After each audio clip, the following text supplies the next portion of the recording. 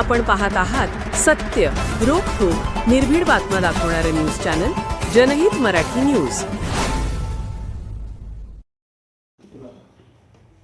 मी लखन हजारे सर्वांना आवाहन करतो की माननीय हरून इनामदार साहेब 1 तारखेला 1 जानेवारी रोजी केस शहरामध्येच आहेत, उपलब्ध आहेत। तरी सर्वांनी आपण त्यांना शुभेच्छा देण्यासाठी येऊ शकतात व कार्यक्रमाचा सर्वांनी आस्वाद घ्यावा, मी असं आवाहन व पुढील रूपरेषा अशी आहे। राष्ट्रवादी काँग्रेस अजितदादा पवार पक्षाचे ज्येष्ठ नेते माननीय हरुणभाई इनामदार यांच्या वाढदिवसाची रूपरेषा कशी असेल?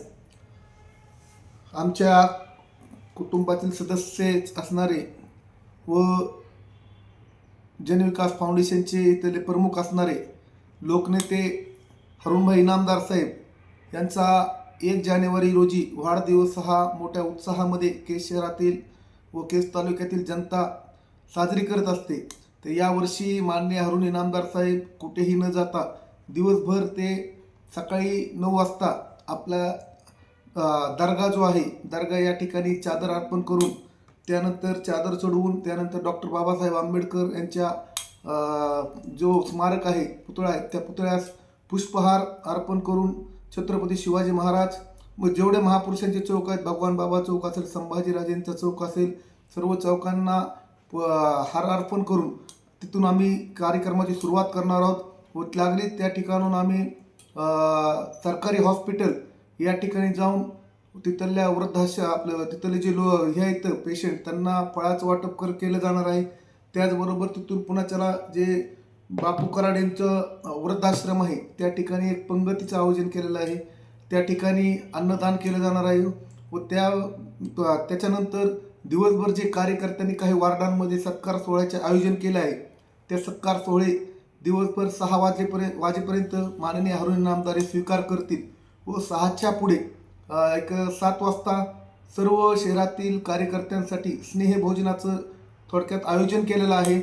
सर्वांनी त्याचा लाभ घ्यायचा आहे, स्वाद घ्यायचा आहे व त्या ठिकाणी जीवन शिक्षण विद्यालयाच्या प्रांगणामध्ये हा कार्यक्रम आयोजित केलेला आहे व त्या ठिकाणी ते संध्याकाळी 7 ते जसे कार्यकर्ते येते तर दिवसभर सत्कार स्वीकारतील। एकंदरीत म्हणायचं की ज्येष्ठ नेते हरुणभाई इनामदार हे केजवासियांसाठी दिवसभर उपलब्ध आहेत। केजवासियांच्या शुभेच्छा स्वीकारायला का दरवर्षी मान्य हरून इनामदार साहेब हे आपल्या पवित्र अशा अजमेर या ठिकाणी जात असतात, पण यावर्षी कार्यकर्त्यांचा आग्रह आला की तुम्ही 1 तारखेला आमच्यामध्ये थोडंसं राहा व केस शहरातले बरेच व्यापारी वगैरे त्यांना भेटले व त्यांना सांगितलं की तुम्ही यावर्षी आमच्यामध्ये 1 तारखेला थांबा व तुम्ही 1 तारखेच्या पुढे देवस्थानाकडे जा।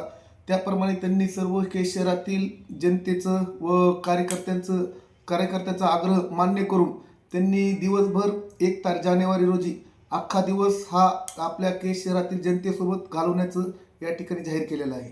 1 रोजी इनामदार साहेब यांच्या वाढदिवसानिमित्त विविध सांस्कृतिक कार्यक्रमाने त्यांचा वाढदिवस साजरा केला जातो का?